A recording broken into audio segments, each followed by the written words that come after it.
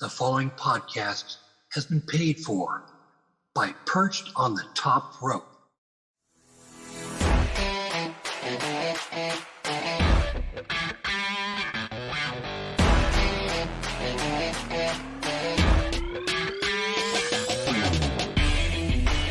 The DSH, Lee Walker.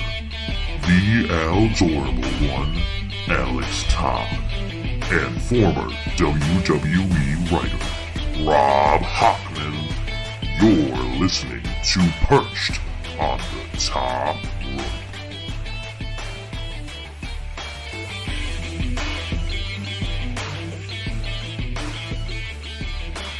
Welcome everyone to Perched on the Top Rope. It's me.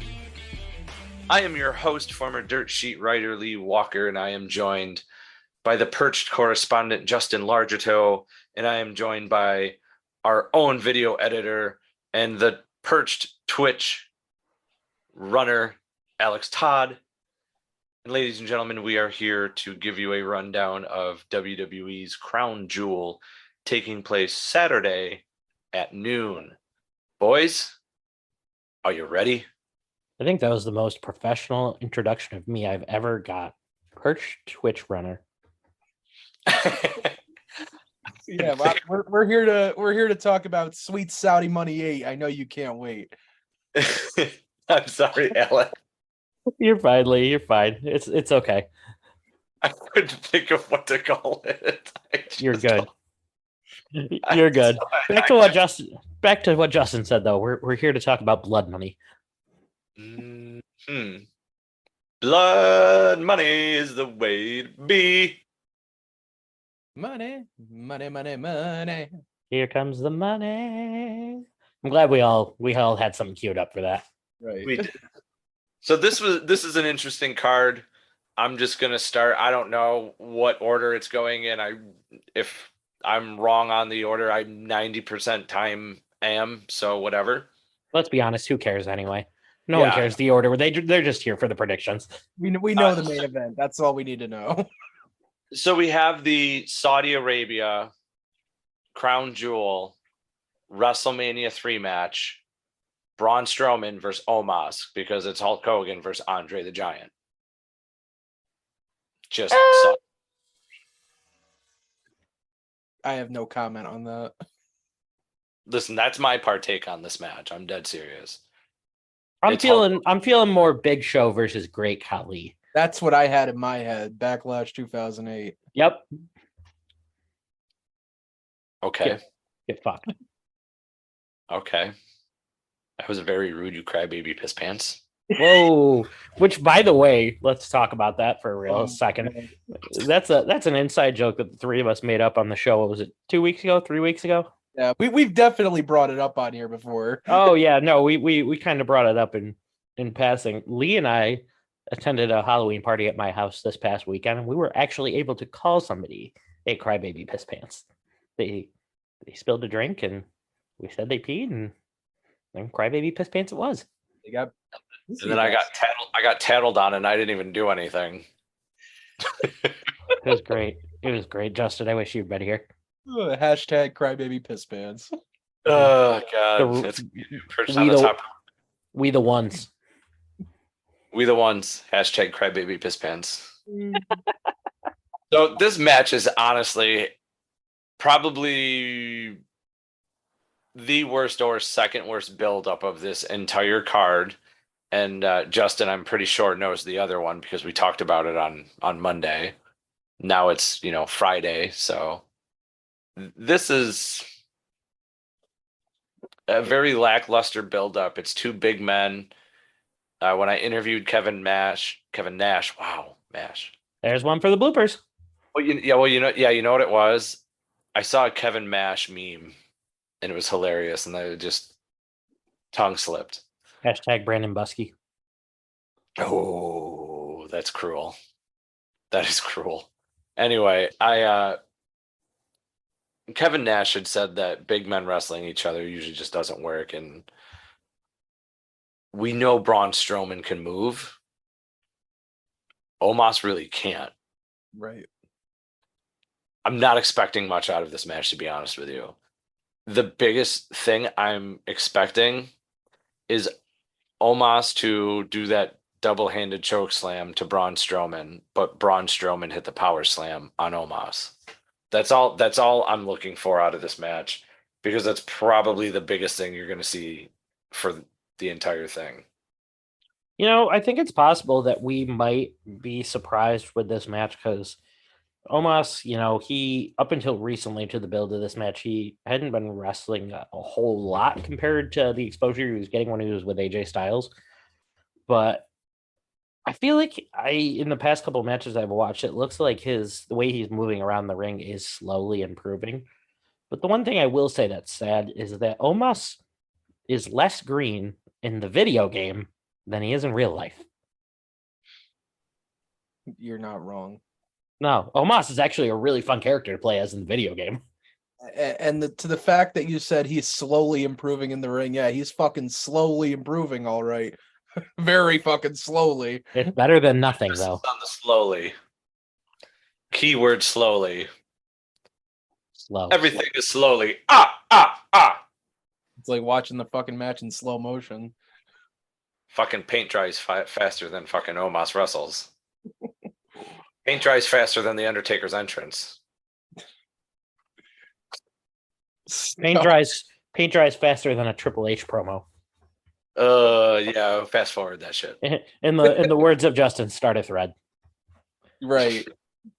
Oh boy, what's faster than Omos? What's slower than Omos? Jesus Christ. So best thing I can say about this match is Nothing. To the point Kevin Nash made, where big man matches don't really work. I don't really believe that. I think depending on the people involved, I think it can work. Oh yeah, that's BS. We've seen Big Show and Undertaker put on classics. Right. And I mean, hell, Big Show and Mark Henry in 2012 had one of the best feuds of the year. Yeah. Right. Like big man matches can work. It depends on the talent involved, and I think another big part of it is you can't really send them out for a 15-minute match. I think with this one, the best thing you can kind of hope for with Braun and Omos is, short, sweet, straight to the point. Let them do their spots, let them do what they're going to do, and get out of there. Yeah, 100%. I think that's why you see matches with like Bobby Lashley and Brock Lesnar short. With any match with Lesnar is short. Get in there, do what you need to do, prove your point, get the fuck out. That's Right. Brock Lesnar's style. Right. Yeah, but I like Brock's even been doing longer matches. I'd say that's more the Goldberg style. Ooh, yeah. You're not wrong. Fucking 15 seconds. Mm-hmm. So since this is a prediction, I'm going to say Braun Strowman wins. I'm going to say David beats Goliath, and if that's how they're booking this. I didn't know Braun's name was David. Shut up. Shut up. So immature, this one. So immature. Yeah, I'm gonna go with Braun too. Not because I think Omos could use the win, but I think he could have used the win against somebody else. Braun's too early into his return to lose this match. Right. And I'm going to say Braun too. It came out recently internally. He's listed as the number 3 babyface on SmackDown right now. So that tells me they have some kind of plan for him. So I'm going Braun on this. Sweet. We all agree. Now, I said this was either going to be worst match or second worst match. Whatever. Or second build-up, anyway. Terrible build-up. On Monday Night Raw, we saw new WWE Women's Tag Team Champions. Alexa Bliss and Asuka defeated Damage Control on Monday Night Raw, ladies and gentlemen. And this brings our next match, the rematch, the WWE Women's Tag Team Championship. Alexa Bliss and Asuka, the champions, will take on Damage Control, Dakota Sky, and Io Sky.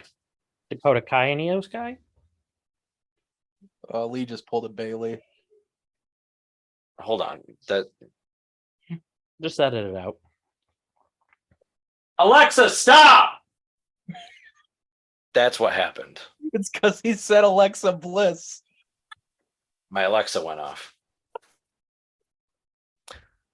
Okay. Anyway, I'm not editing anything. I don't have time. WWE Women's Tag Team Championship. Alexa Bliss and Asuka taking on Dakota Kai and Io Sky. I'm pretty sure I said right the first time, but I'll say it again. This is your one championship change. As Justin first said when Alexa Bliss and Asuka won, I swear to God, this better not be just because of Crown Jewel. Well, guess what, Justin? It was because of Crown Jewel. Right. Yep. So I'm just going to say this. What the fuck is the booking with the women's tag titles since they've been brought back? I dare say Vince was booking the women's tag titles better. Look, fucking, you do this tournament, pretty much set up for Damage Control to win the titles. You have fucking Raquel and Aaliyah win the titles, which honestly, I forgot they even fucking won them. I completely forgot about their reign. Damage Control beats them 2 weeks later, holds the titles, does shit all with them, and then you give them to Alexa and Asuka, just fucking out of nowhere. You know, like, what the fuck is this? Like, Alexa and Asuka needed something to do, obviously, but like it was not the time for this. Right. Damage Control was like off to a really good start. And it's not like fucking Damage Control is losing every fucking week almost. Right. And like my thing is you didn't need them to lose the titles to have all three of them be champions at the end of Crown Jewel. You could have just had them hold on to them and have Bayley complete the trifecta. Right. And then they celebrate together. So like what the fuck does this do? The only freaking thing that I can think of is they want to put more heat on Damage Control for possibly Sasha and Naomi to return. Like, who knows if that's even going to happen? But like that's the only thing that could even come close to saving this, even if it even is savable. At this point, it feels like the Sasha and Naomi stuff is just so dragged out, you know? Mm-hmm. Like we've had 3 women's tag team champions since we fucking brought these titles back. It's not like they're coming back and reclaiming the titles from the people who won the tournament. Right. And even if they were and they'd been in talks for forever, it should have been done by now. Right. And one more thing on this, I will just say, women in baggy clothing, fuck the world! I got nothing on that.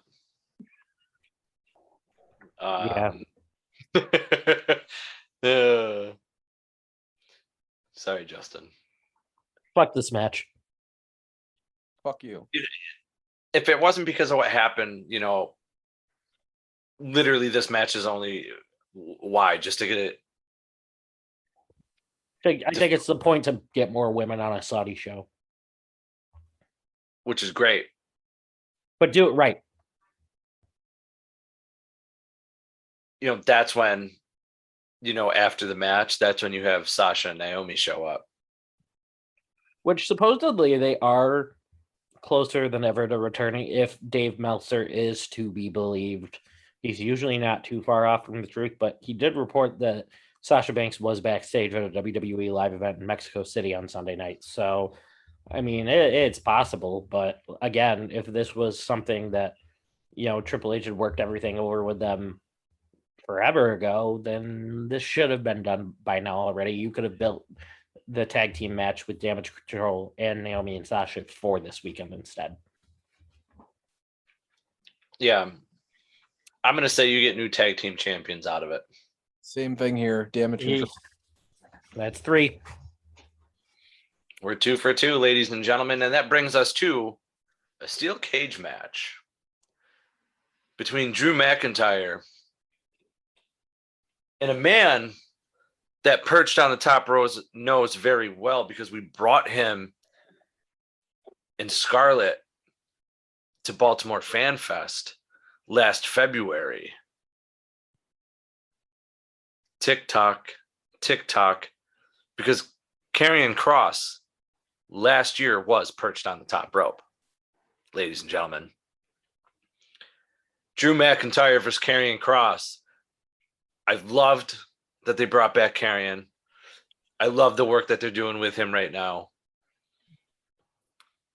And all I'm going to say is because Karrion is perched on the top rope, Karrion Kross wins. Guys, I'm going the other direction. Karrion has won one of the matches. I feel like this is going to be a trilogy. So I'm going to give the win to Drew McIntyre tonight. Well, tomorrow night. Yeah, so obviously the whole reason this cage was even implemented into all this is to keep Scarlett out.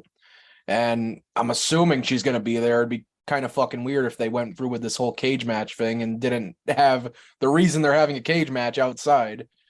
But I'm going to go Drew McIntyre too. I see this going to a rubber match. And, you know, I think with the cage there, obviously it stops Scarlett. And that's the whole story they're trying to tell with this.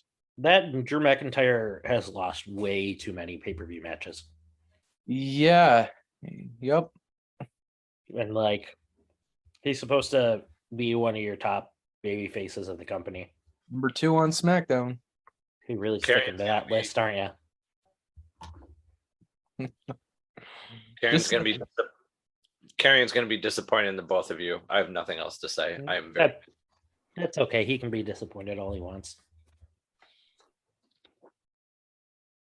Our next match is a 6-man tag. It is the OC, AJ Styles, and 2 men that Justin and I know very well because we've interviewed them, youtube.com/perched on the top rope. Oh, yes. Couple of good brothers. I'd like to say I know them vicariously through you guys with the amount of fucking editing I had to do for that video. Luke Gallows and Carl Anderson as they take on the Judgment Day of Finn Balor, Damian Priest, and Dominic Guerrero. I was wondering if he was going to do that or not, actually. So this match has actually had a lot of buzz behind it, not because of the match or the build-up itself, but because of the fact that Carl Anderson was originally supposed to be slated to compete at New Japan. Justin, what's the name of their pay-per-view? I want to say it was Autumn Ambush. Autumn Ambush, and he was supposed to face Hikuleo for the Never Openweight Championship. There's this whole thing going on right now with New Japan where they're talking about how Carl Anderson isn't going to make the event. But however, before this whole thing happened, they had also said that if Carl Anderson doesn't show up, he was going to be stripped of the Never Openweight Championship. What I find is funny is once they mentioned that he was not going to make the show, they haven't made one mention since that he's again going to be stripped of the title. So I have a theory that either A, he's still going to make a surprise, appearance at this pay-per-view or like a tape segment for this pay-per-view for New Japan, or B, we're in the middle of what's actually going to be the build of an actual storyline with him to go back to New Japan and lose that title.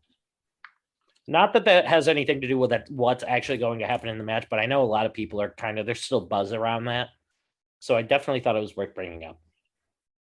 So with the whole New Japan situation and intertwined in all this, apparently they're doing a story where Hikuleo does not want them to strip Carl Anderson of the title. He wants to be the guy to take it from him and defend the honor of New Japan, even though he just tried to fucking kill it in the Bullet Club for the last year or two.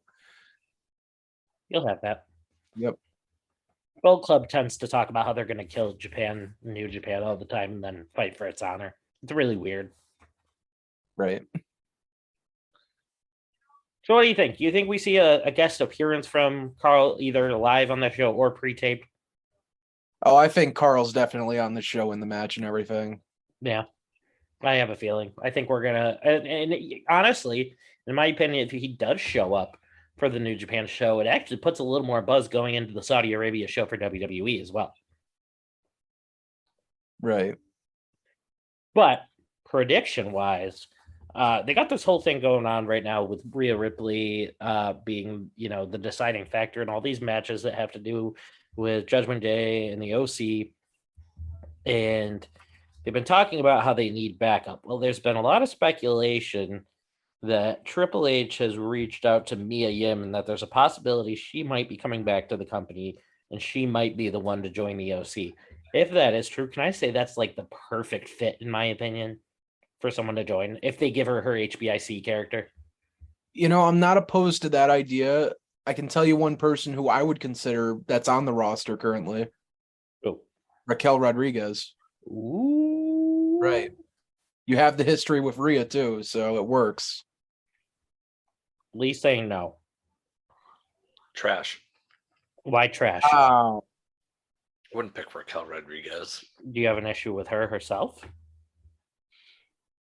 She doesn't give me that I'm a badass chick vibe right now. Like in NXT, she had, some small runs as a heel and stuff, but I was never really convinced.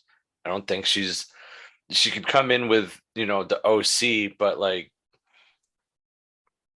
really they're like kind of a tweener group, in my opinion. They've been good, they've been bad. I don't see her as a good fit to that group. Mia Yim I see as a good fit to the group. I think if you had like a one-off with like a legend, maybe like Lita would be cool.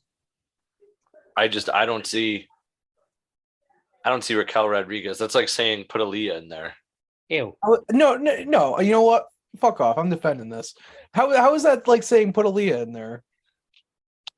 Well, one, they were tag team champions together. Two, they both have. So because there were tag team champions together, we have to fucking intertwine their careers.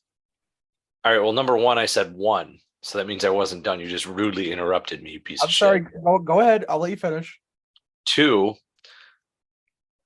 now that my ADHD brain has forgotten, thanks a lot. Two, they both have that quirky, goofy smile all the time. I don't know if you've noticed with Raquel Rodriguez on the main roster, especially pulling the hard R's, however they roll their tongue, however she rolls the fucking tongue when she speaks. Jesus Christ, man. No. She's not a good fit. It's like if Cotton Candy was a wrestler. Yeah. Okay. Can I go now? You good? It's like making cotton candy water.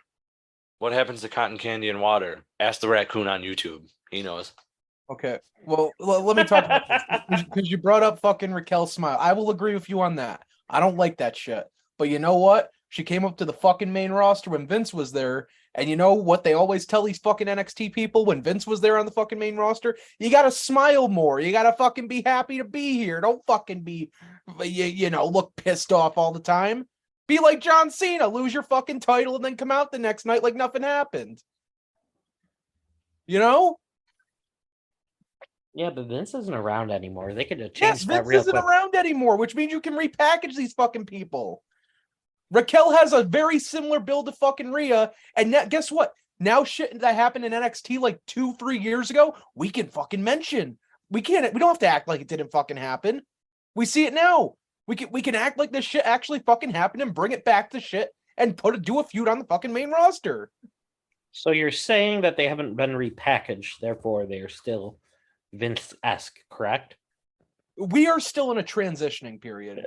I knew that was coming because I was about to just say that you were agreeing that that the character she has is shit right now and wouldn't fit. I am not fucking disagreeing with that. The smiling, the stupid fucking she's not the same as she was in NXT. 100% I will sit here and agree with you on that. But that doesn't mean we can't get back to that point. You know who Raquel Rodriguez reminds me of? Who? Santina Marella. Oh, Jesus Christ. Okay, I wouldn't go that far.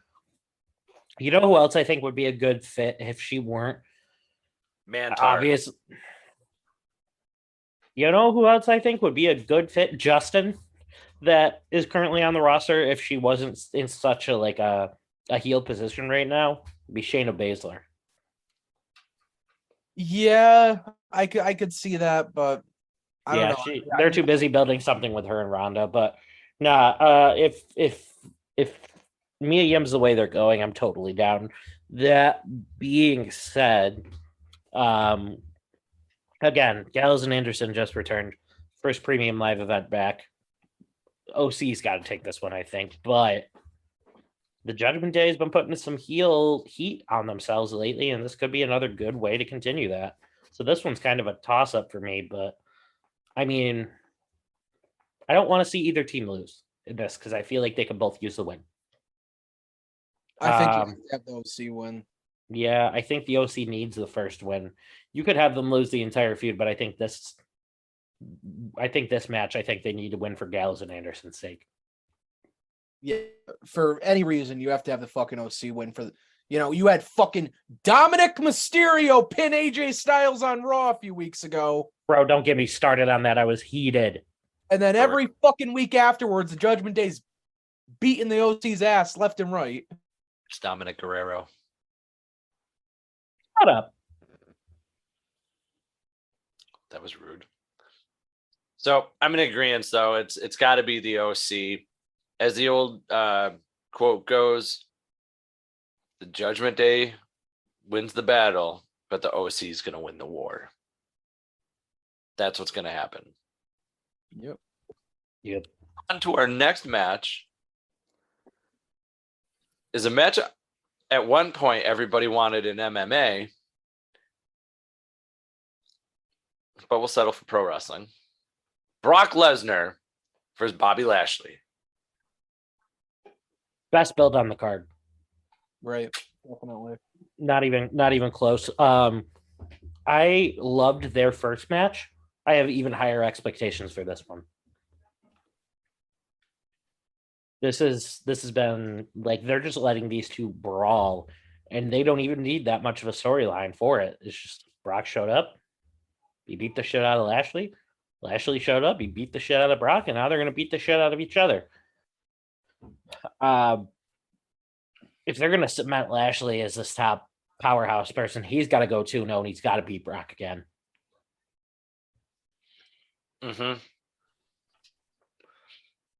The only thing that always makes me nervous when these guys square off is that god-awful landing that Lashley has to take from the German suplex. Right. I was thinking the same thing.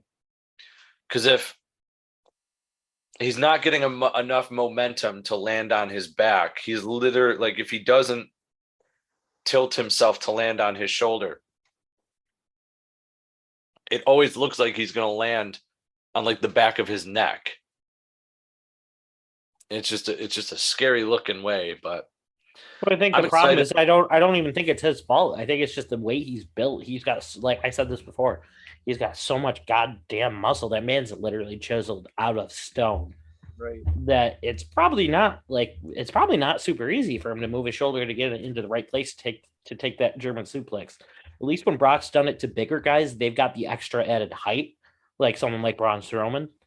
So he's got a little bit of height to where he can work with it. Lashley is a shorter built man, just like Brock. And I would imagine if you were to see Brock take a German, he'd probably have a similar issue. Yeah. The one fought in Bellator, one fought in UFC. Together they fight in WWE, ladies and gentlemen. A haiku.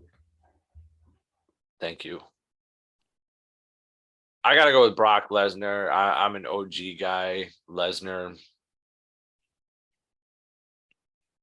How about you? I'm going Lashley on this one. I was kind of torn a little bit going into this, but I mean, Lesnar cost Lashley his fucking title.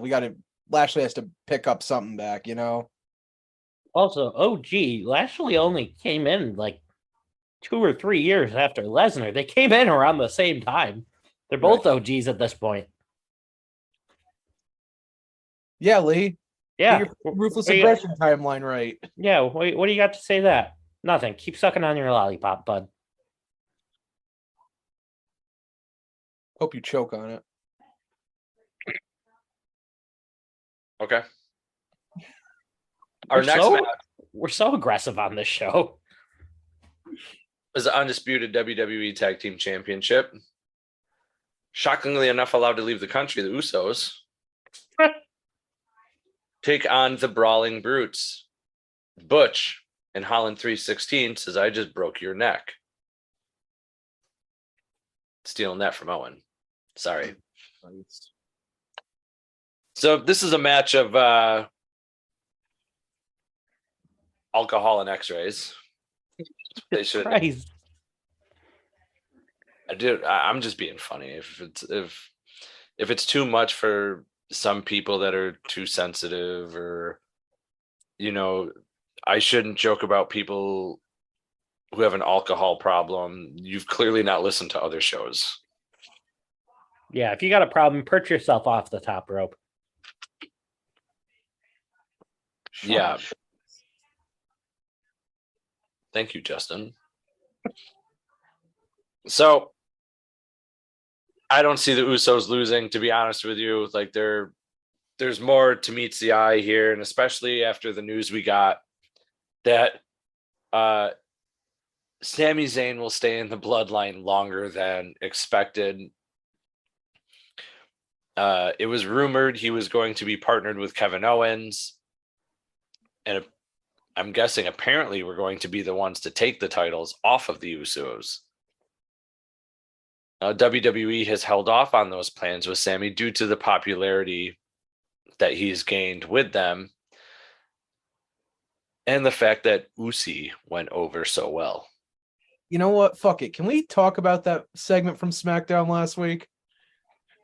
Yes. Absolutely. Go.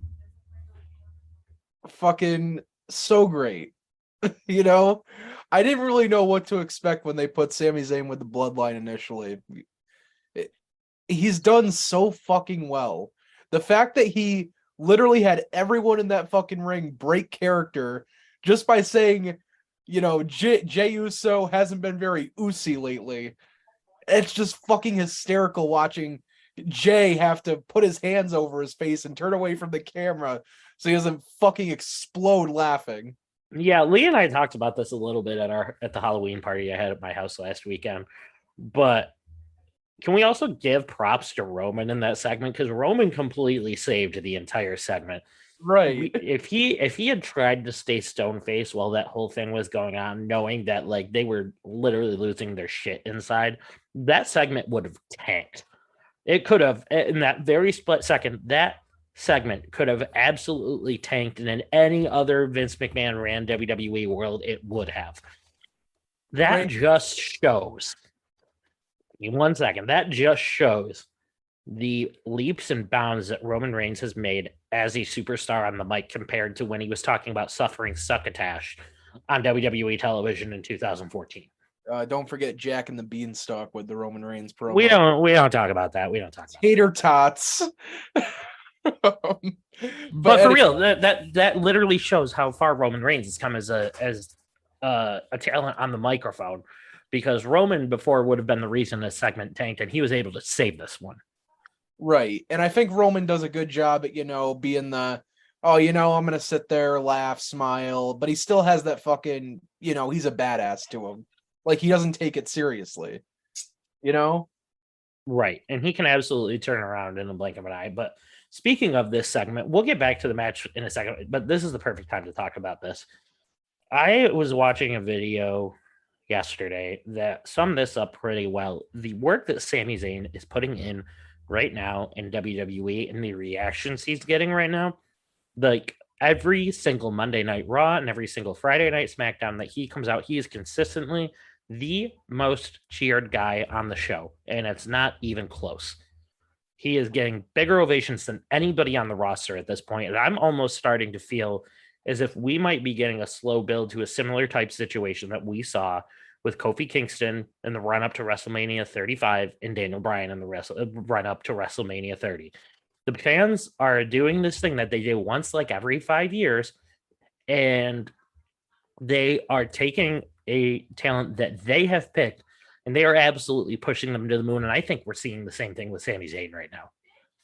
I would love to see it, man. And, I'm going to push for something too.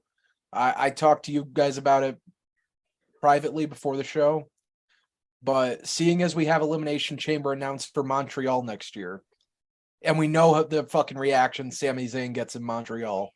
We've seen it on SmackDown and everything. I think we saw it a few months ago, actually, or a few weeks ago.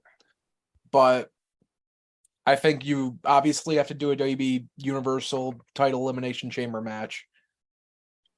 I think you have to do the last two as Sami and Roman, because everyone in that place will be going fucking batshit at the possibility of Sami Zayn beating Roman for the Universal title.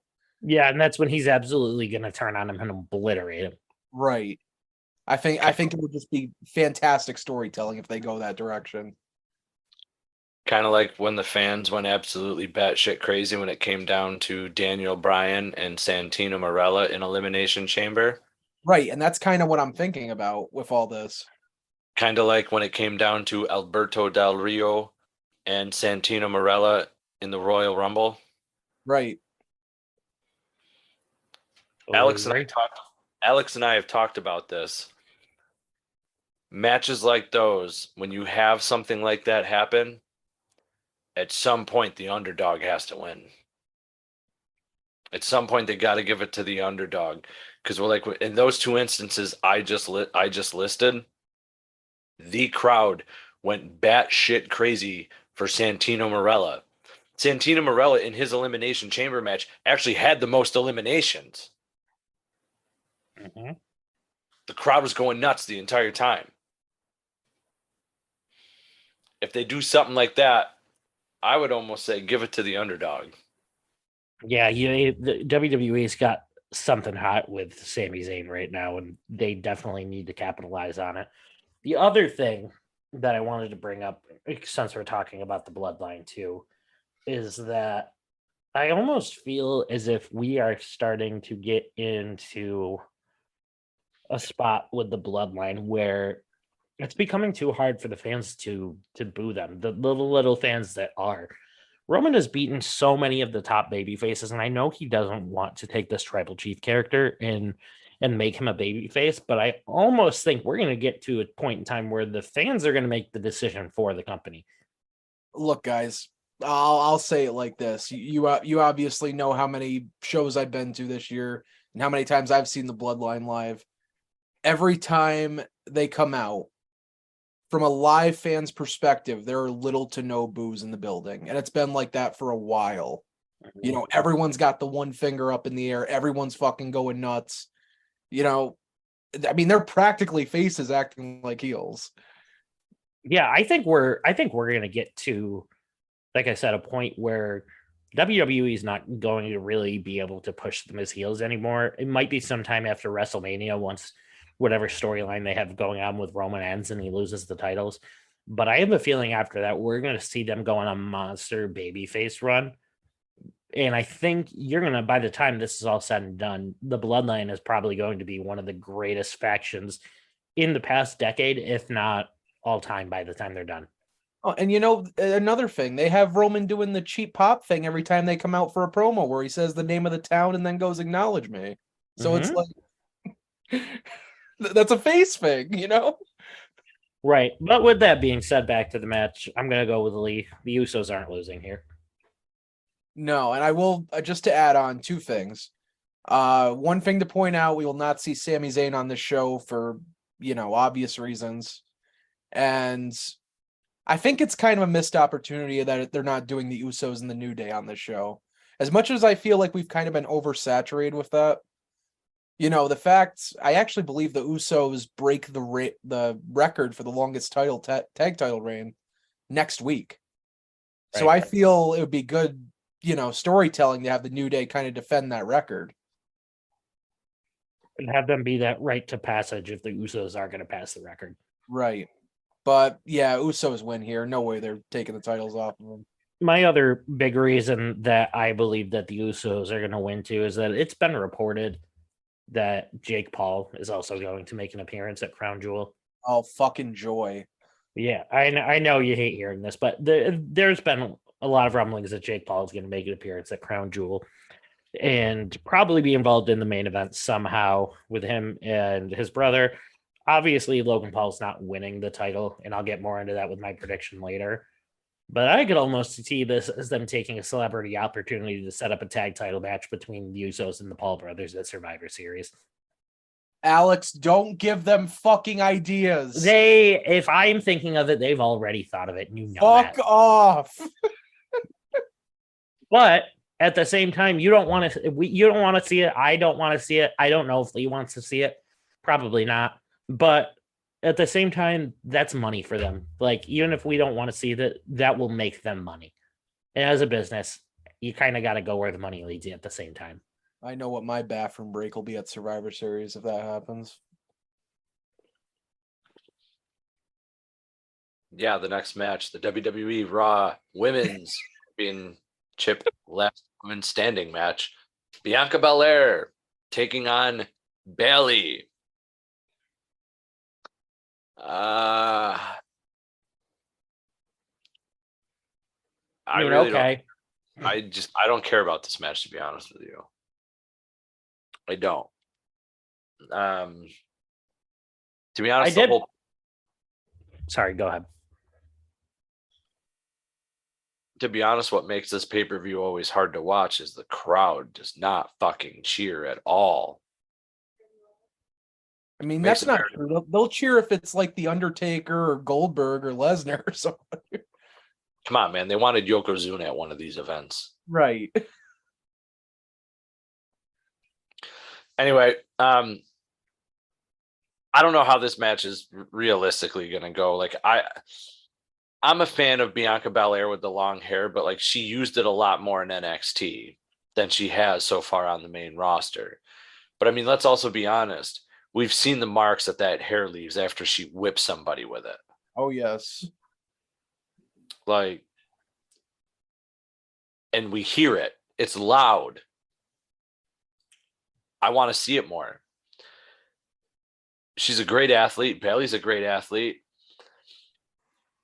You know, usually the last, women's or last man standing matches, they end up all over the place. I don't see this going into the crowd.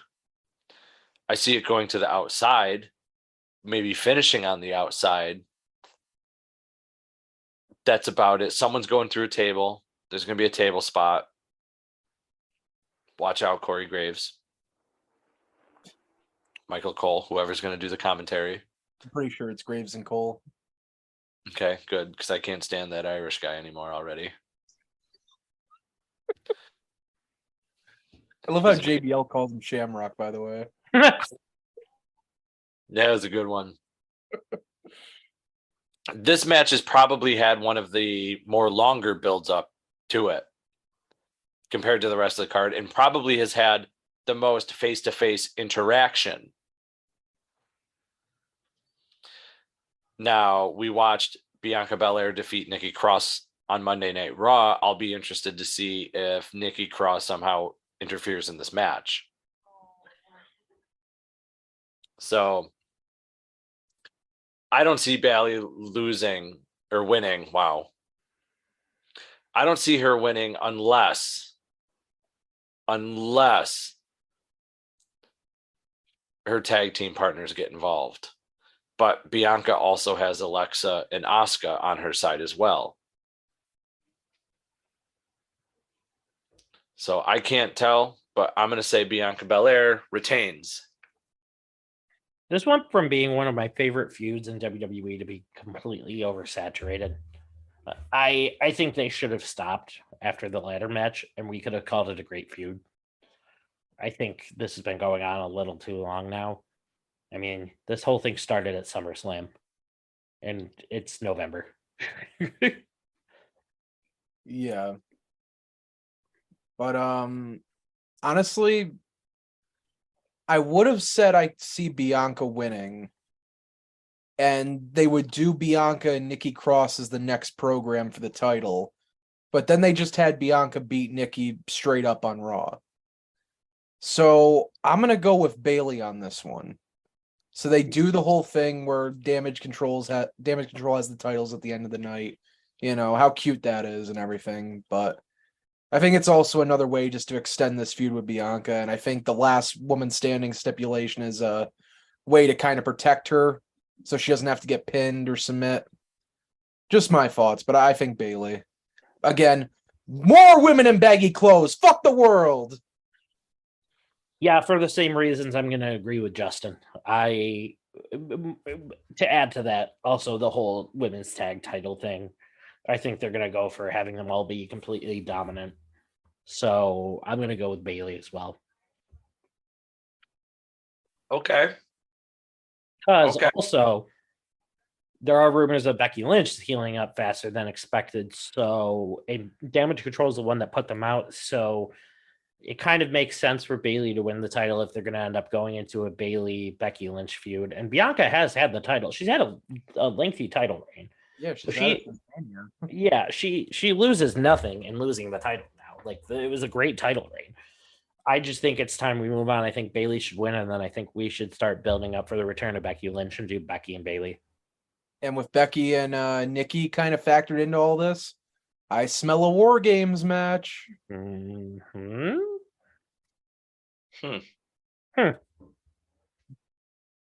Well, ladies and gentlemen, that brings us to the last match. Acknowledge him. The undisputed WWE Universal Championship match. Roman Reigns against some YouTuber named Logan Paul. You say some YouTuber, and Justin says all these bad things about Logan Paul too. And yes, Logan Paul's a piece of shit person, but you can't deny the actual athletic ability that he does bring to the ring. You can't deny the amount of work that the man has put into trying to be able to entertain and perform to the best of his abilities. He's done the right thing the right way. Yes, he's been Tired of long waits and rushed care at the ER and urgent care clinic?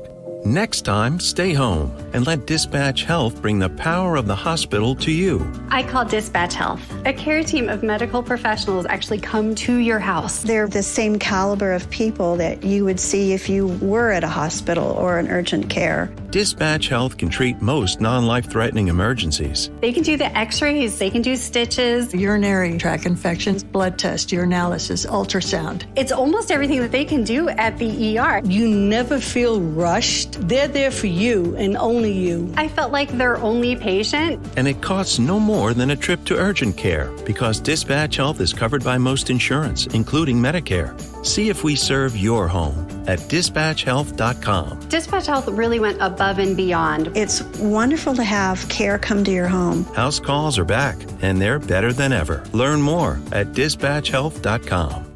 Catapulted into a spot that I think other people on the roster deserve a little more, but he's not taking it lightly. And no matter how we feel about them, we can't deny that that's the case.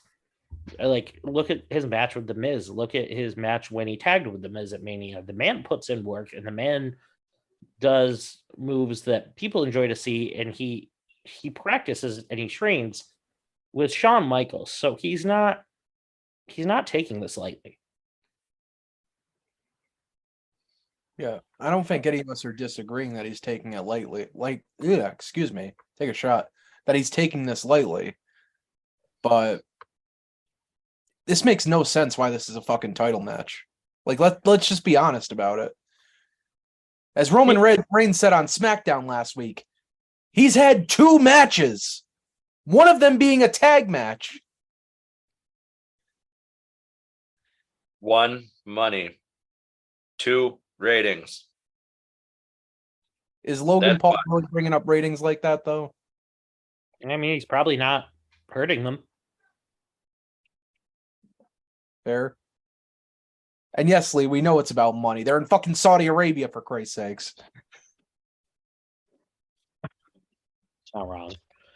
So this is going to be a good match, regardless of how we feel about it, whether he deserves the title match or not. It's going to be a good match. It's going to be entertaining. I feel like it's probably still going to be one of the more entertaining matches on the card. So I'm not going to knock it, but obviously we know the outcome of this, and I'll throw my prediction out there right now. If Roman didn't lose to anybody else, any of the multiple top-tier main event talent Hall of Famers that he's faced before, he's not going to lose this match. Can you fucking imagine if they had Drew McIntyre lose in his home country at Clash at the Castle just to have Logan Paul fucking beat Roman Reigns 2 months later in Saudi Arabia? I'll start a change.org petition to bring Vince back. I swear to God. Oh God, no, but the match should be fine. They're gonna do the fucking knockout punch spot where it's like, oh, maybe Logan Paul can win because they've been building that up on TV recently. So obviously Roman Reigns. They're not giving the title to Logan Paul. Or Roman's going to go for the Superman punch while Logan goes for the knockout, and they're going to punch each other and just break each other's hands. You know what? With the fucking who was it? It was some fucking Goldberg match. Oh, you know what? No, it was Roman and Goldberg when they did it, or when they were. I was gonna say some fucking Goldberg match really sums up his second half of his career. Right. When they were planning on doing Roman and Goldberg at WrestleMania 36, I said going into it, I kind of hope they just go for the fucking spear at the same time, headbutt each other, and knock each other out. Kind of like that one time Dave Bautista did a spear to Edge and fucking busted his entire head open. Right. Never forget that double spear. Dave literally knocked himself out. Well, we miss you, Big Dave. We love you. Yeah. Yeah, we do. Yeah, no, Roman's not losing here. No. And ladies and gentlemen, as much as we goofed around, called each other names, hurt each other's feelings at one point, that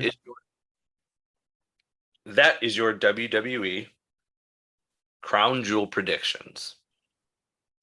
Now, there's been some other things that have happened in the news, and I'm going to let Justin and Alex take the lead here for a little bit, so sit back and enjoy. Justin, we are going to talk NXT. There were some NXT releases this past week. You know more NXT nobodies than anybody else. Take your best shot at this and give your opinions. Yeah, so I'll be honest with you. I only know 2 people in this fucking list. That's saying something. Yeah, the other 3 I don't even think ever made it to TV. And if they did, it was only on that Level Up show that's on Peacock. So basically AEW Dark Elevation. Right. But the most surprising one was definitely Bodie Hayward, who we've seen on it with Andre Chase University for the last year or so. And what's come out, interestingly enough, is it sounds like Bodie had a bad attitude backstage, and that led to his release. Because it was fucking weird, the timing of it, because they were building up this Duke Hudson stuff with Andre Chase University, and then Bodie Hayward just fucking disappears one day. Like mid-storyline, you know?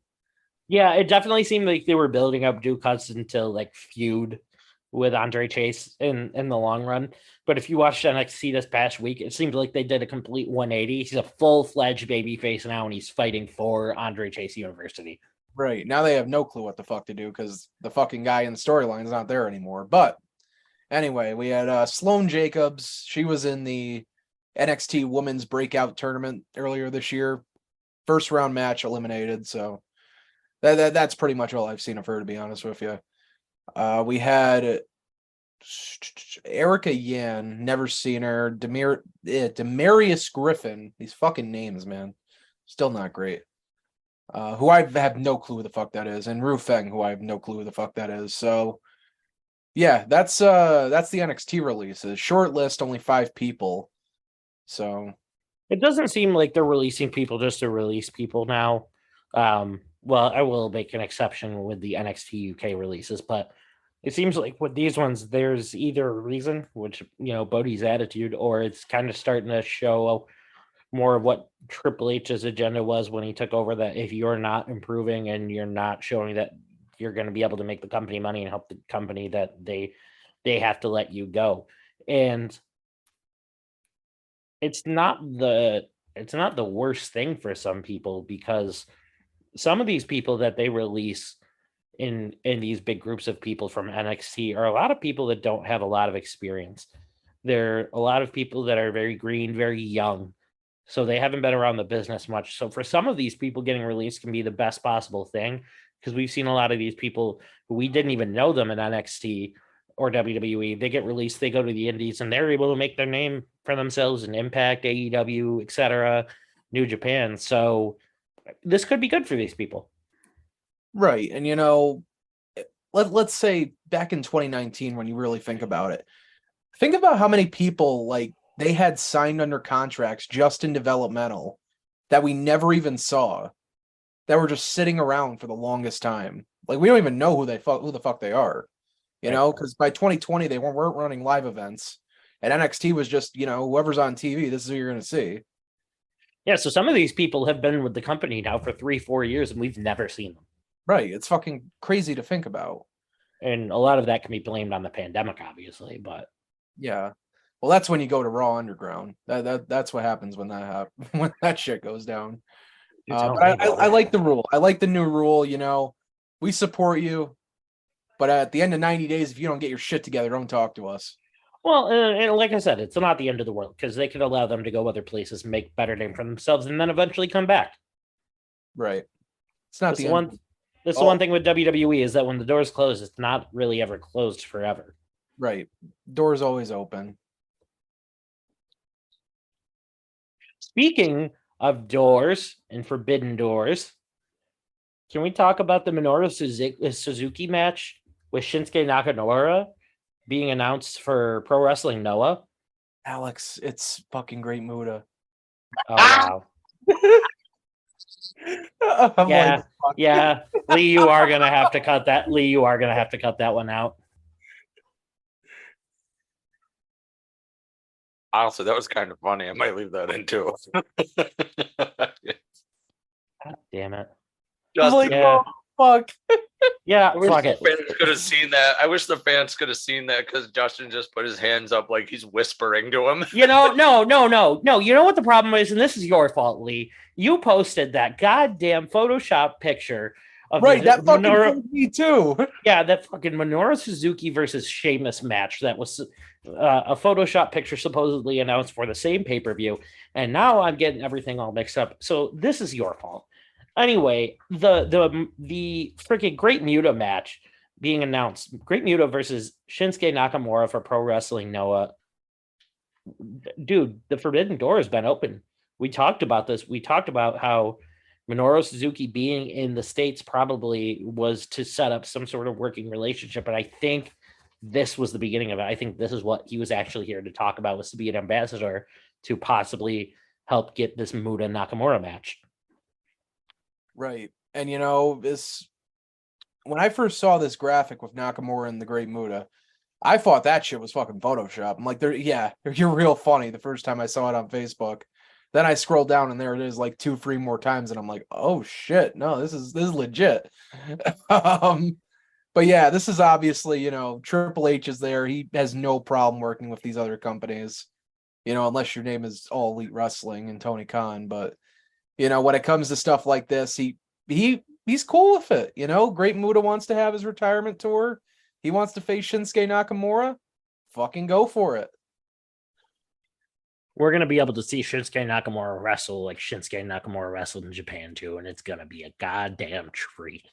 Right. It's going to be a sight to see. And, you know, like for example, I remember a few years ago when Rey was still on the indies, Rey Mysterio. And I think people kind of forget about that. Rey Mysterio was a little bit of an indie sensation for a while. He was going to face Jushin Thunder Liger on a New Japan show. And then Rey got hurt.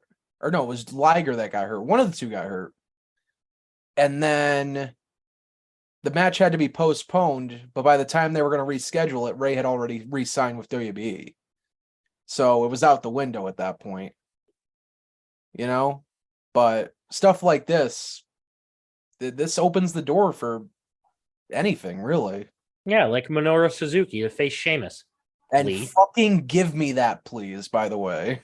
Dude, I need that match. One's got to hope that somebody in the company has seen that picture that made its rounds and that they're going to at least try and talk it. Well, let's not forget that Great Muta showed up on AEW Rampage and saved Sting. And Sting is also going to be part of Great Muta's retirement match in some sort of way. So you have Great Muta seemingly working both sides of the fence here, working in with AEW, working in with WWE. Although the biggest thing that I found interesting when it came to that news with Muta and Shinsuke Nakamura was that a buddy of mine lives over in Japan, and I quote, dirt sheets over there have been reporting widely that there's going to be a New Japan WWE working relationship. Over here in the States, it's not being covered at all. At all. They're just like, nah, it's not going to happen. And then this happens. Could you imagine if we saw wrestlers from WWE and AEW both on a Pro Wrestling Noah show? Like, who would have thought 2-3 years ago we would ever even have the possibility of having this conversation that we're having right now? This is absolutely insane to me. Right. It's the magic of the game. Right. But back to NXT before I went down this little rabbit hole. It was something that we needed to talk about, though, so it had to be brought up. Back to NXT. A week ago, we saw the unveiling of the fourth member of the Schism, Justin. And it turned out to be Ava Raine, also known as Simone Johnson, also known as Dwayne "The Rock" Johnson's daughter. I've got to say it was quite an underwhelming reveal for me, and not because of Ava Raine having the star power to be this fourth person, but underwhelming in the fact that I really didn't like that that's how they decided they were going to debut her and begin her WWE career. Right. I'm kind of in the same boat on this. But that being said, fast forward to this week, you see the sit-down promo with Vic Joseph and the Schism, and holy shit, for having just debuted, that woman knows how to talk on the microphone just like her dad. Yeah, she's been fucking cutting promos in the mirror. Definitely. Right. She easily, in my mind, has to eventually take over this faction because she speaks better than anybody else in the faction. Not that any of the rest of them are bad. Like, obviously, Joe Gacy knows what he's doing. Lee and I have watched him for years locally. Obviously, Grizzled Young Vets or whatever their names are now. They've never really been bad on the microphone either, but it was just like, it was listening to her speak caught my attention very quickly. Captivated me, got me into whatever she was saying, to the point where I almost kind of like the Schism more than I like the Judgment Day. Now, I think they're Judgment Daying better than the Judgment Days. Say that 10 times fast. If anybody can make some sort of sense of this faction, I think after hearing her speak, it's going to be Ava Raine. Yeah, the whole Joe Gacy stuff, we really haven't had a chance to talk about it, but I was on board with the gimmick when it was him and Harlan, and they were kind of doing their thing, and then obviously Harlan was released. When they started bringing the supernatural shit into it is when I got out of it, with the druids and everything, and it's just something that I wasn't feeling. Too many acts are trying to imitate what The Undertaker did. Right, and now you have Bray back on the roster, who's, Joe Gacy, the gimmick is very similar to, I would say, 2013, 2014 Bray Wyatt with the cult and everything, and the Wyatt family. Right. So it's just very weird having everyone do this at the same time, especially, like you just brought up, we have the Judgment Day on Raw, too. So it's like, this gimmick is going on multiple shows, pretty much. But, yeah, I mean, good for her. I know she's had trouble with injuries the last, how long has she been signed? 2 years. I want to say 2020 she got signed. Yeah, I think they've been injuries that have all taken place with her training too. Yeah, so, good for her. She was able to, get through that and make it to TV. We'll see how she is in the ring at some point, but, Too early to decide, but I think they could have done a better debut for her, but I think if anybody can save this faction or do something with this faction, it'll be her. Yeah, we'll see. But they just got to figure out what the fuck this whole gimmick is, to be honest with you. Do they want the supernatural shit? Do they not want it? What's the goal here? Agreed. And the last thing I want to talk about when it comes to NXT, we didn't have this one planned, but I want both of your opinions on it because I know this one means a lot to Lee, means a lot to me, and I guarantee it means a lot to you, Justin. The promos are there. They've been set in place. We are getting rid of T-Bar, and we are getting Dominic Dijakovic, or Donovan Dijak, as he's being reportedly listed as internally. we're getting a return of the man that we are all going to feast our eyes upon to NXT. Let's fucking do it, man. I'm ready to see this man back because I'm glad he's gonna get the chance to wash the fucking Retribution stink off him and, you know, be who he is and be the best version of himself. You know, I'm talking the trilogy of matches with him and Keith Lee back in NXT back in 2019. The War Games match. Right. Like, this guy's fucking great and he should have the opportunity to show that. And he's finally going to get it. Right. Go ahead, Alex. Yeah. I was just going to say, towards the end of the Vince McMahon regime, I have to say this was one of the biggest mistakes that he made, was repackaging him into that T-bar gimmick with Retribution. I think out of all the mistakes he made, all the name changes, I think this one was the worst. From the absolute get-go, even if Retribution had gone over, they had everything perfectly aligned with him as a character. Let's get fucking back to it. That man is a future world champion. Yeah, and you know, when he was first in NXT, not to say that he had a bad fucking NXT run or anything, but you know, I was hoping he'd do a little more, to be honest. I think his problem is he was also in an NXT era where there was way too many top stars. He was in the NXT era that had like all of the top indie stars. You had Adam Cole, Kyle O'Reilly, the return of Finn Balor, Tommaso Ciampa, Johnny Gargano, Keith Lee, Karrion Kross, just to name a few. Riddle, Pete Dunne were still on NXT at that point. Right. There was way too many top stars for him to even be able to try and make a move. You even had, you know, I know he's not in the company now, but Velveteen Dream was even being slated as a top star back then. There was so many top stars in that era of NXT that it was hard for him to get to the top because there was names that everybody knew more. You had guys that came from, you know, New Japan. You had guys that just made these big splashes on the indie scene. And as in any company, it kind of seems like some of the Ring of Honor guys sometimes take a backseat to some of the names that are currently at the top of the food chain because of social media and this and that. So I have a feeling, you can already tell he's going for the NXT title. It showed the NXT title in his vignette this past week. If anybody's going to take the NXT title off of Braun Breaker, I gotta believe it's him. Yeah, well, let's put some fucking respect on this guy's name and let's hope he makes the most out of this. Lee, you've been outspoken when it comes to him. What are your opinions on it?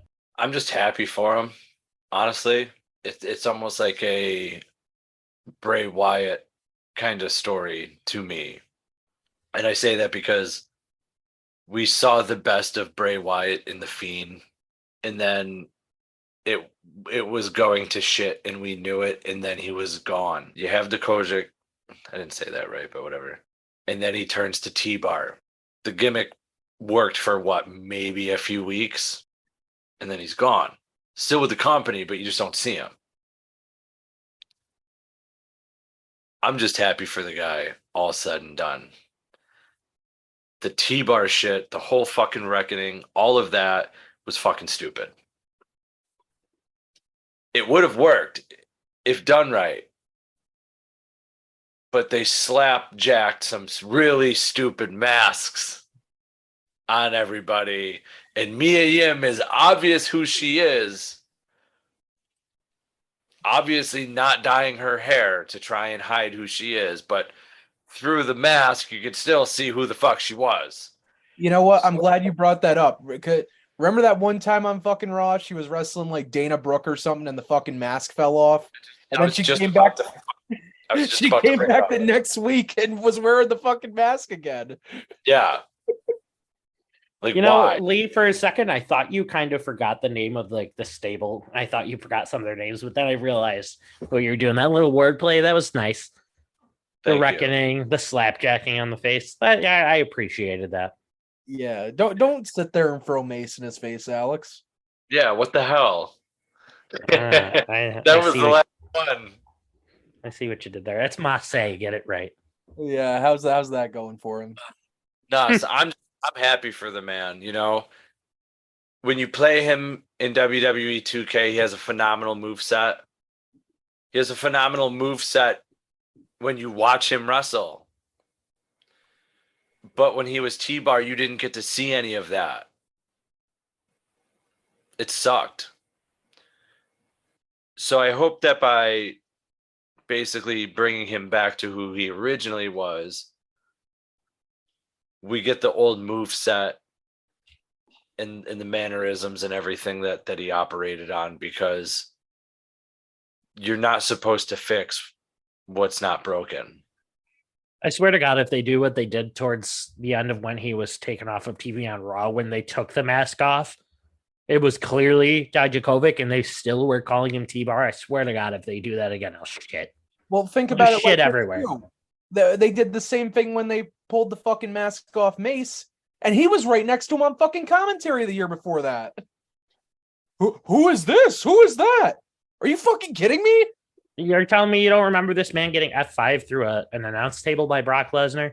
He sat right next to you. What the fuck are you talking about? You don't know who he is. Never seen him before in my life. Yeah, never saw him once. Never. Oh, but yeah, that's all I've got to say about that. I'm super excited. The moment names started changing after Triple H took over, this was the one I was waiting for. This and LA Knight. We got LA Knight. Let's get Dijakovic back. Yeah. Yeah. Well, you know, we brought up Bray Wyatt earlier and how excited we were with all of that. And, bro, there was something that was really noticeable to people with Uncle Howdy, if you will. Howdy doodly. That earring looked really, really familiar.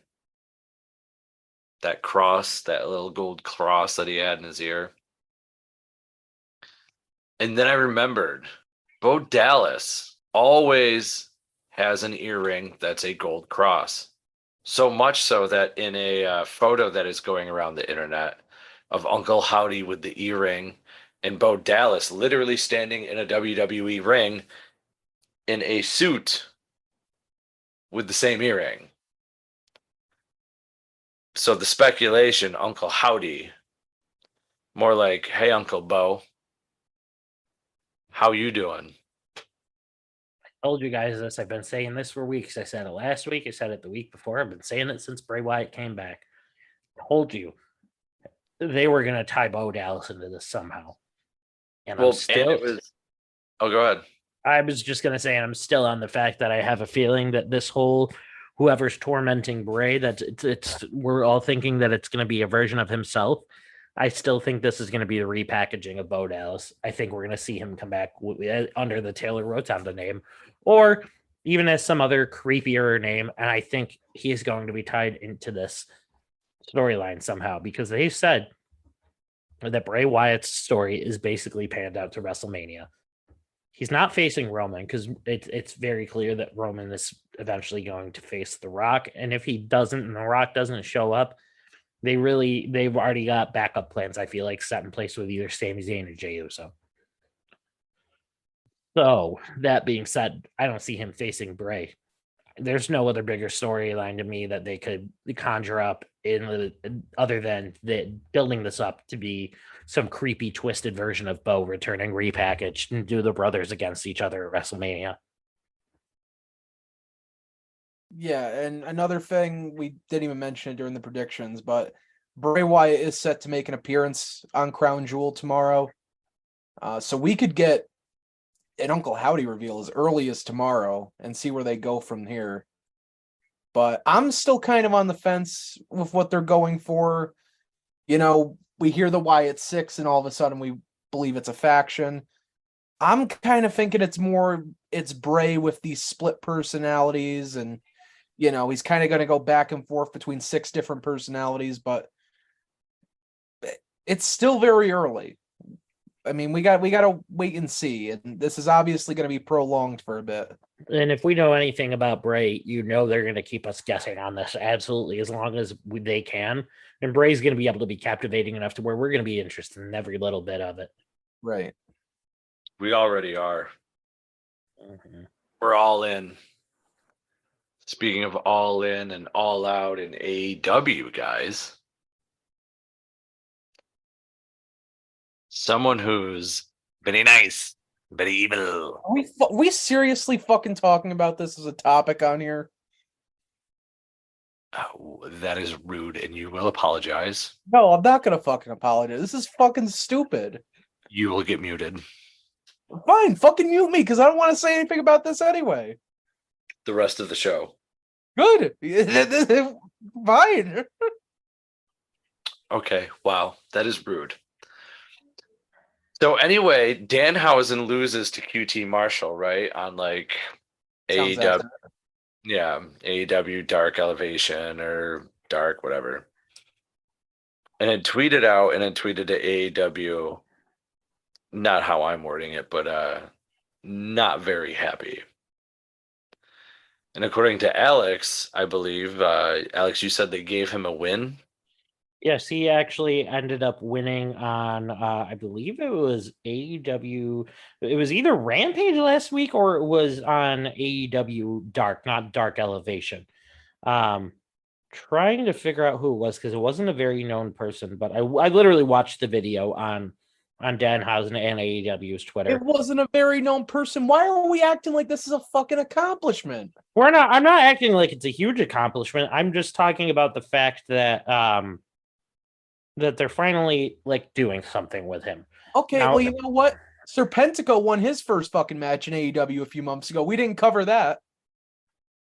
I know, but Danhausen is a bigger personality When than fucking Serpentico. Brandon Cutler won his first match, no one covered that.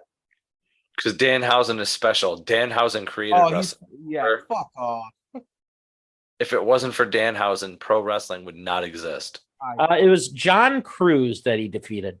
Oh, yeah, the legendary John Cruz, Hall of Famer right there. No. So the actual point that I want to get behind here, because there's a legit point. This man, whether you like him or not, Justin, or whether people like him or not, he's obviously a merch seller for the company. He obviously makes the money. So I personally feel that you as a company should be in a situation, if somebody's making you money, you've got to put effort into them to actually do something with them. It appeared that during this match, Danhausen kind of took some of his old maneristics back, where he kind of transitioned into the like actual evil Danhausen.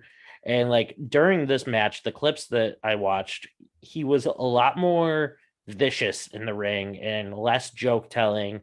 Like he was actually like he came off kind of fucking scary. So I think if you give him a little character progression, kind of start making his face paint look a little creepier, start giving him more demonic actual characterizations, you could actually do something with this. You don't like him, that's fine, but he makes the company money, so they should put effort back into him. And you paid to meet him, so fuck off. No, you fuck off. The only scary... You paid to meet him. You paid to meet Danhausen. Can I speak? No. I'll let you finish. Okay, I'm going to go now. Finished. I gave to charity. You didn't. There was no charity It involved. was Christmas time. What charity did you donate to meet him? Honestly, I thought he was like a kid sitting next to the Toys R Tots bin. Fuck you. I thought he was doing the collections. That's what I thought. Fuck you. Get over yourself. Yeah, liar. You enjoy cross-dressing tag team champions. Shut up. They are not cross-dressers. You shut your mouth.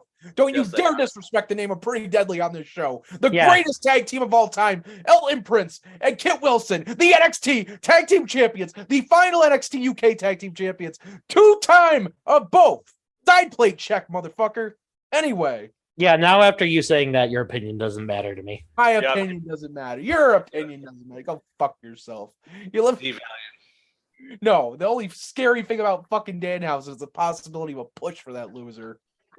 You've got to admit, though, from like a business standpoint, if somebody is making you money, you should put effort into making them actually presentable and not having them lose every single match. Great, make him the fucking AEW Dark Champion. Cool. You are so salty over this. This one, we're not actually even bringing it up just to get under your side, like be a thorn in your side this week. I'm actually being serious about this. You can't get over your bias to There's no bias. I'm being serious too. Mm-hmm. You paid to meet him. End of story. I was giving to charity. Lee, you get my point though, right? Though that when somebody is making you money like that, like on a serious note, if somebody is making you the type of money that Danhausen's making that company in merch, that they probably shouldn't be having him lose every single week. And you should probably start building him to something that's actually going to be successful. Well, yeah, and I mean, the man also has his own coffee line. He also has his own pre-workout under BPI Sports, the same company that Daddy Ass has the same pre-workout under with BPI also. By the way, happy birthday, Daddy Ass. Yeah, happy birthday, Daddy Ass. So he is popular. He does have merch that moves. Fans get excited when he's on TV. So it's definitely worth mentioning that. You know what, you guys, it's an improvement. You do have a point. I do think they should present him in a better role, and I think he should pick up a few more wins. I mean, they gave Doink the Clown a lot of fucking wins in 1993, so it makes sense. It's the same thing. I'll take that. I will honestly take that. Yeah. I am not. Yep. We can move on. I will accept that. That is the closest we will ever get in the shall be recorded until the end of time. Yep. And speaking of AEW, there was a debut on AEW Dynamite on Wednesday. A man we've also interviewed. You can check that out at youtube.com/perched on the top rope. Former WWE Hall of Famer Jeff Jarrett is hashtag All Elite. And I've just got one thing to say to that. Tell me, slap nuts.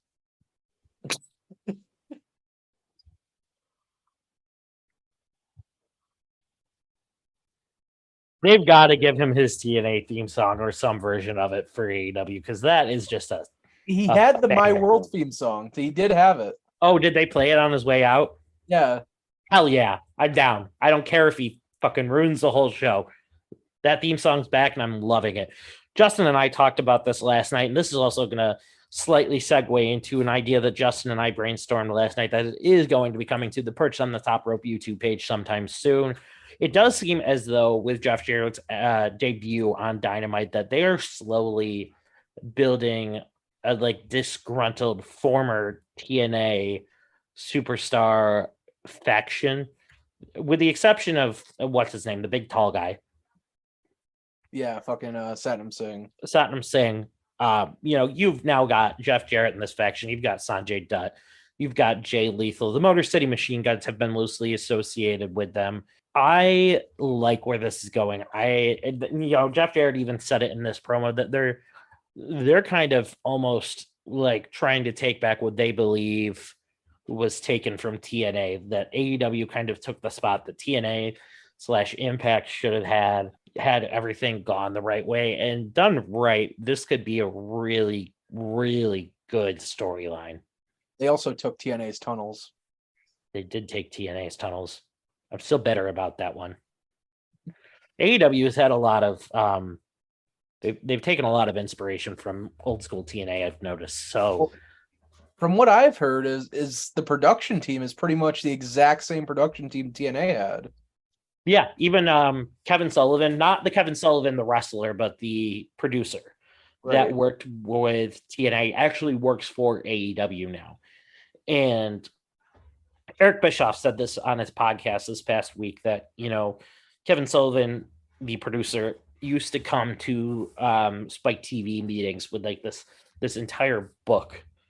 He'd have this entire book where he would have the top 3 storylines, and then he would have them broken down into 3-month spans. Like anything that was going to go longer than 3 months, he would have this is what's going to happen for this 3 months. We're going to move on to here. We're going to move on to here, with the end game being here. And Eric gave actually some actual advice to Tony Khan, for once, not in a sarcastic asshole way, because we know the two of them don't like each other, that he should really utilize having Kevin Sullivan on as a producer and take that and run, have him be the top producer and have him come to these TNT TBS meetings and have everything planned out, because that's we've said before, that's the one thing that AEW lacks sometimes is long-term booking.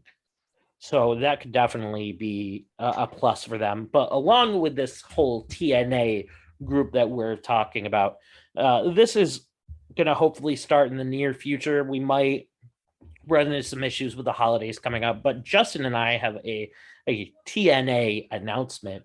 We are going to be starting a series where we once a month will be watching an old school TNA pay-per-view. We're going to go back to the classics. Some of these we'll even let you guys vote on. And we are going to, once a month, we're going to sit down together on Zoom. We're going to sit here and we're going to watch an old school TNA pay-per-view. We are going to pick it apart as if we were fans back then and what we think about it now going forward. Right, because I think you can agree around, at least for me, when I got into TNA 2006, 2007, I was a massive fucking TNA mark as a kid. Oh, me too. I found TNA by accident. I was scrolling through the channels one night. Me too. Right.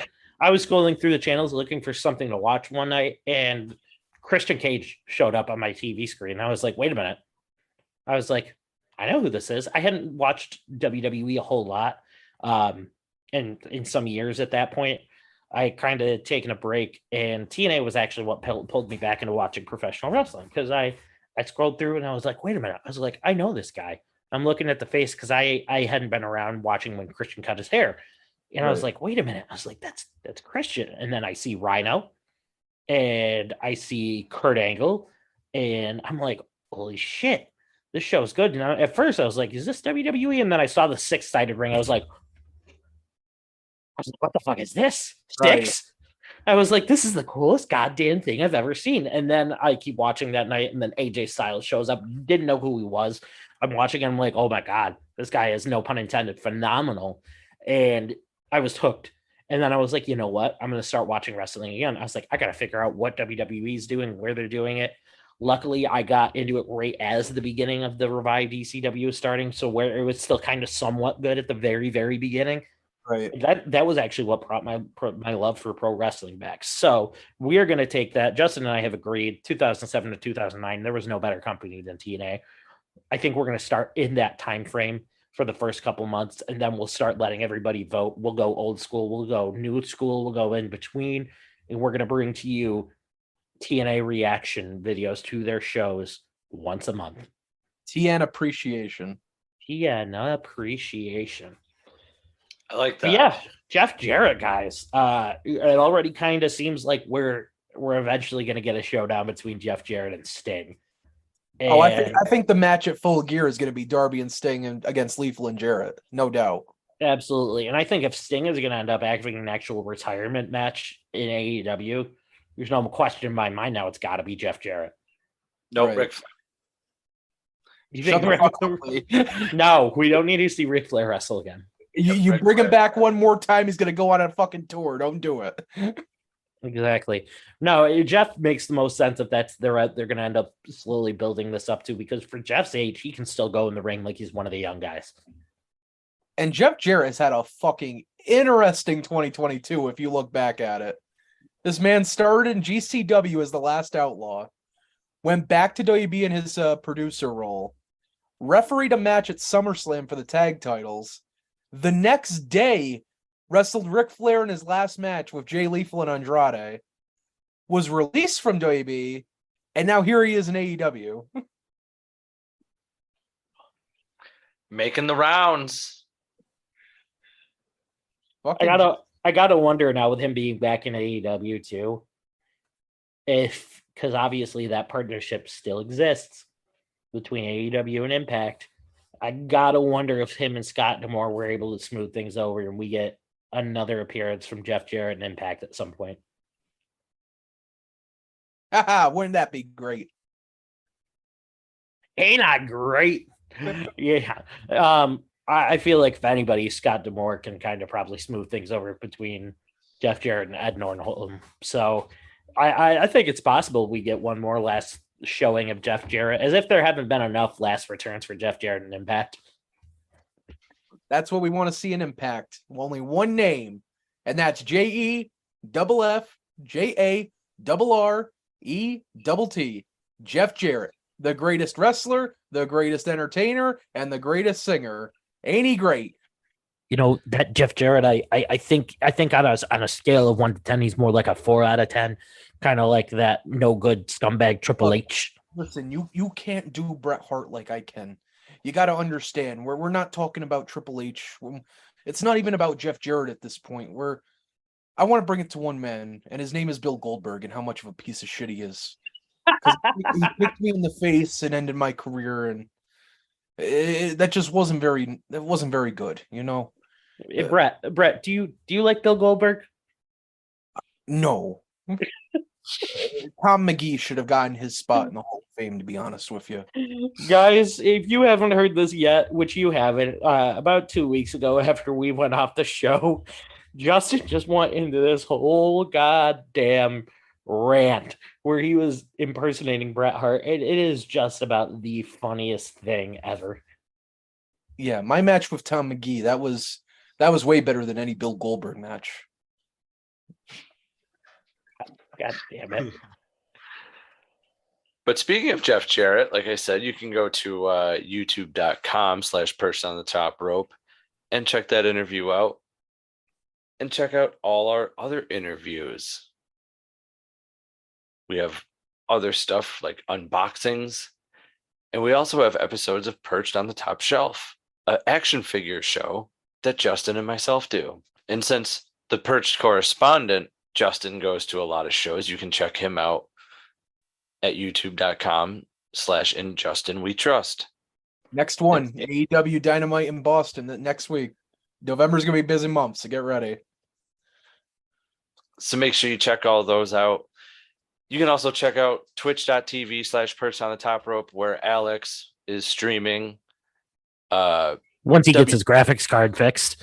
We are on a small hiatus right now. Streamlabs will not withstand my computer, but our buddy and our computer builder, Jake Ponzi at Ponzi's PC Gamings, will be doing a replacement on my graphics card and processor soon, so we will be back to you shortly. Streaming WWE games and non-WWE wrestling-related games as well. Yes. You can also check us out on Facebook at facebook.com/Perched on the Top Rope. You can find us on Instagram at Perched on the Top Rope Podcast. You can find us on TikTok, where we talk to Kevin Sullivan. And this Kevin Sullivan, same Kevin Sullivan, getting humped by a dog. That's right, WCW's Taskmaster, Kevin Sullivan, getting humped by a dog. It's on our TikTok. It's Perched on the Top Rope. It's pinned. It's the first thing pinned. You can't miss it. You can also find us on Twitter at Perched Top Rope. You can also find this podcast anywhere and everywhere from Apple, Google, Spotify, Stitcher, Red Circle, Podbean, Podbay. It's Perched on the Top Rope. And for all of those countries who have kept us on their chartables as we are reaching Ireland for 2 years straight, ladies and gentlemen, we thank you. Thank you. I've been to Dublin. I've been to Ireland. So go to O'Shea's Pub. That was my favorite spot in Dublin. Ladies and gentlemen, this has been another episode of Perched on the Top Rope. Make sure to tune in Wednesday at 12:30 for Justin and myself with episode 2 of the WWF Hasbro series, as we will review series 2. For the YouTube channel, make sure Monday, Wednesday, Friday, you stop in, give a like, subscribe, comment on the newest videos that come out, as we have a bloopers video coming out. Yeah, bloopers. It's going to be hilarious. Trust me. Tony Atlas thinks so too. Ladies and gentlemen, remember, spoiler freeze, the way to be. Fuck that Bill Goldberg.